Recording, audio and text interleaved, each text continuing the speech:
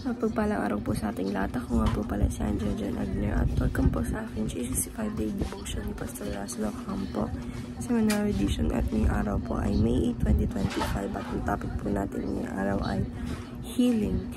Kailangan mo ba ng kagalingan? And ang scripture po natin ngayong araw ay Isaiah chapter 53 verse 5. Sabi po dito, "But he was pierced for our transgression. He was crushed for our iniquities.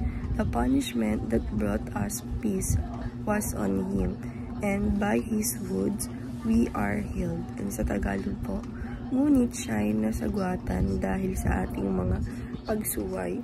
Siya'y binubugbog dahil sa ating mga kasamaan. Ipinataw sa kanya ang parusa para sa ating kapayapaan, at sa pamamagitan ng kanyang mga latay ay gumaling tayo.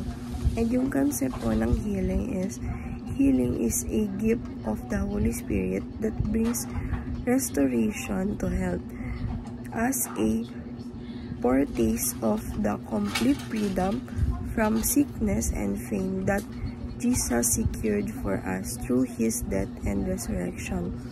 While physical healing is not guaranteed in every situation, it points us to the final healing we will receive in glory. It reminds us that God cares for whole being, body, and spirit.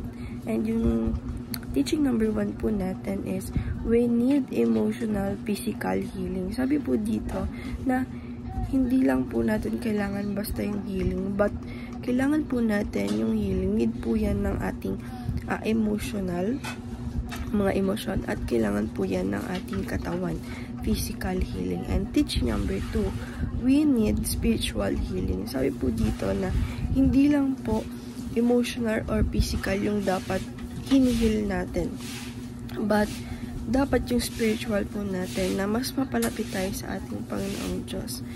Sa gayon na mas malapit or tayo ay talagang may healing sa atin. And teaching number 3, we need relational healing. Sabi naman po dito na tayo po ay hindi lang po natin kailangan physical, emotional, at spiritual, but kailangan natin ng relational, na may relation tayo sa ating Panginoong Diyos at hindi ito mawawala sa atin. And application number 1, be an agent of healing. Sabi naman po dito na apply po natin sa sarili natin na dapat po tayo ay maging agent of healing, na nandun tayo sa ating Panginoong Diyos na nagbibigay ng mga healing sa iba't iba nating believers. And the application number 2, be a conduit of Christ. Sabi naman po dito na apply po natin sa sarili natin na dapat tayo ay maging isang bahagi doon sa healing na binibigay ng ating Panginoong Jesucristo. And application number 3, be a peacemaker. Sabi naman po dito na apply po natin sa sarili natin na hindi lang basta healing dapat yung binibigay natin.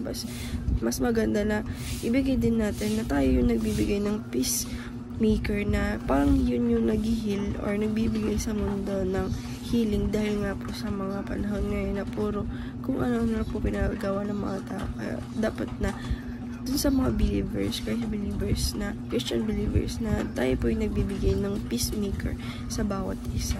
And din lang po araw, maraming salamat. God bless.